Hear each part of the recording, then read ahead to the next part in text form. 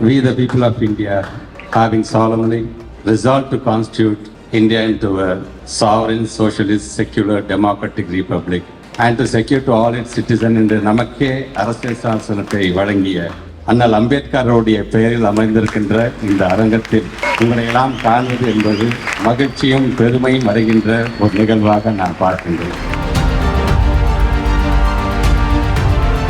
குறிப்பாக இந்த 13ஆம் தேதி அன்னைக்கு நீங்க பார்த்துருப்பீங்க, சன்ரைஸ் ஆகக்கூடிய நேரத்துல நம்முடைய மகளிருக்குலாம் சர்ப்ரைஸ் கொடுத்த தமிழ்நாட்டுடைய முதலமைச்சர் அதெல்லாம் மகளிர் உரிமை தொகை என்கின்ற திட்டத்தின் மூலமாக 5000 ரூபாய் வழங்கி உடனே எல்லாரும் சொன்னாங்க, தேர்தல் வந்துருச்சுங்க, தேர்தல் ஸ்ட்ரென்த் அடிக்கிறாங்க அப்படின்னு எல்லாரும் சொன்னாங்க. தமிழ்நாட்டு முதலமைச்சர் ரொம்ப தெளிவாக சொல்லியிருக்கார். நேற்று உரையாற்றிய நம்முடைய துணை முதலமைச்சர் தெளிவாக சொல்லியிருக்கின்றார். ஒன்றிய அரசாங்கத்தை சார்ந்திருக்கின்ற அந்த கட்சியை சார்ந்திருக்கின்ற ஒரு வழக்கறிஞர் கோர்ட்டுக்கு போய் நமக்கு வழங்கப்படுகின்ற இந்த மகளிர் உரிமை தொகையை நிறுத்துறதுக்கான எல்லா பணியையும் அவர்கள் செய்தார்கள். அதை உணர்ந்த தமிழ்நாட்டு முதலமைச்சர், நான் என்னுடைய தாய்மார்களுக்கு கொடுக்கக்கூடிய 1000 ரூபாயை நிறுத்தினால் 5000 ரூபாயாக வழங்குவேன் என்று சொல்லிதான் அந்த திட்டத்தையே நம்ம கொடுத்திருக்கோம்.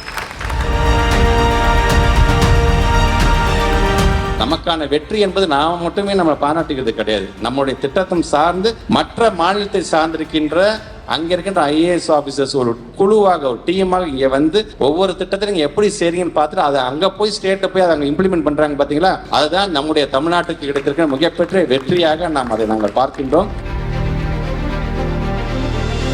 நாட்டினுடைய நல்ல திட்டங்களை மாண்புமிகு தமிழக முதல்வர் அவர்கள் அளித்திருக்கின்ற அருட்கொடைகளை உங்களிடம் எடுத்து கூறி விளக்கி இருக்கின்ற இன்முகத்தோடு என்னாலும் எங்களோடு பழகி கொண்டிருக்கின்ற ஒரு கள்ளசூது வாது அறியாத எல்லா நிலையிலேயும் இயக்க தொண்டனுக்காக சோர்வு எடுப்படாமல் இருப்பதற்கு தலைமையிடம் தொடர்ந்து வாதாடி கொண்டிருக்கின்ற அன்பு நிறைந்த அன்பில் மகேஷ் பொய்யாமொழி அவர்களுக்கு நன்றி.